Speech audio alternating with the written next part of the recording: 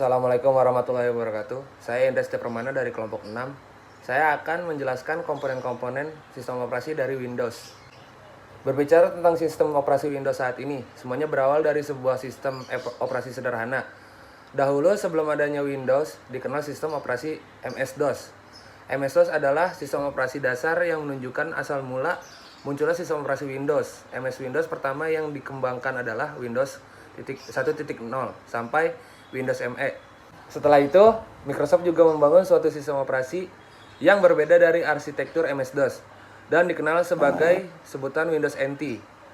Arsitektur Windows NT ini pada dasarnya merupakan awal mula pengembangan sistem operasi Windows NT 3.1 sampai Windows 10 saat ini. Yang pertama, arsitektur MS-DOS. Arsitektur sistem operasi Windows pertama dikenal dengan sebutan MS-DOS. MS-DOS menggunakan struktur model monolitik yang konstruksinya tidak terstruktur. Dalam arsitektur MS-DOS, semua komponen sistem operasi bergabung menjadi satu. Semua bagian program baik dari fungsi, prosedur, serta subrutin dapat mengakses program-program lainnya. Di sistem operasi MS-DOS, aplikasi dan sistem operasi tidak memiliki pemisah yang jelas, yang dapat menyebabkan mudahnya program-program virus untuk memodifikasi dan merusak sistem operasi MS-DOS. Program aplikasi memiliki hak untuk mengubah atau memodifikasi bagian sistem operasi. Yang kedua, arsitektur dasar Windows NT. Sistem operasi Windows NT menggunakan model struktur berlapis atau bagian menjadi beberapa layar. Dalam arsitektur Windows NT, komponen dalam sistem operasi tidak tergantung dari komponen yang lain, sehingga jika dimodifikasi atau mengubah suatu komponen tidak akan berpengaruh banyak pada komponen lainnya. Arsitektur Windows NT secara global terdiri dari 4 lapisan, diantaranya yaitu yang pertama, hardware abstract layer, yaitu yang bisa disingkat itu HAL. Yang kedua, kernel. Yang ketiga, subsystem. Yang keempat, sistem service. Saya akan melanjutkan penjelasan dari Indra Permana, yaitu tentang hardware abstraction layer atau HAL. Hardware abstraction layer ini adalah yang memetakan perintah dan tanggapan perangkat keras generik menjadi perintah dan tanggapan unik platform tertentu.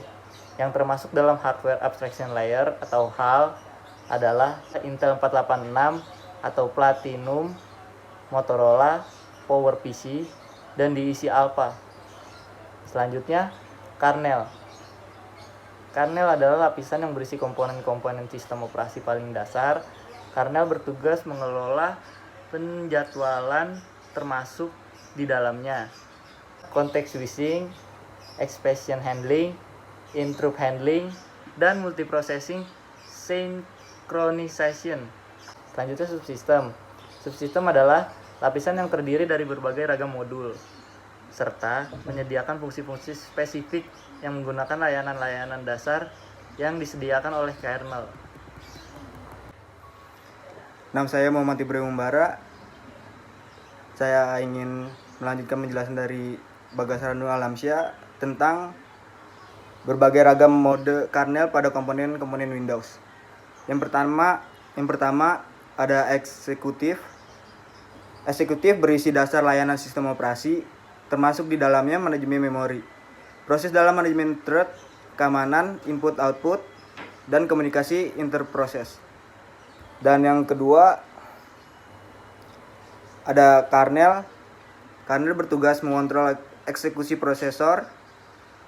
Kernel juga melakukan pengelolaan terhadap benang penjadwalan, proses switching, pengecualian, dan penanganan interupsi. Dan multiprosesor sinkronisasi tidak seperti eksekutif berada pada tingkat pengguna. Kernel ini tidak berjalan di thread. Dan yang ketiga ada hardware abstraction layer.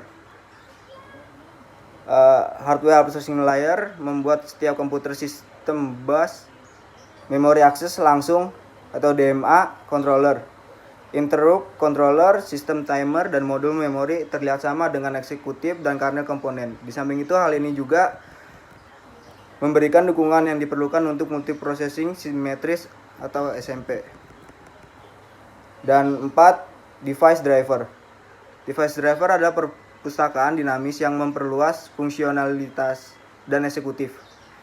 Device driver termasuk Device driver termasuk driver perangkat keras yang menerjemahkan pengguna input atau output.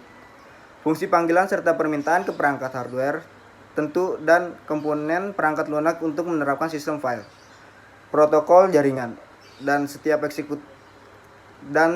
ekstensi sistem lain yang perlu dijalankan dalam mode kernel. 5. Windows and Graphic System. Windows and Graphic System mengimplementasikan pengguna grafis antarmuka atau GUI seperti antarmuka pengguna kontrol. Assalamualaikum, nama saya Muhammad Guntur. Saya akan menjelaskan tentang modul eksekutif dari sistem operasi. Yang pertama itu ada I/O Manager.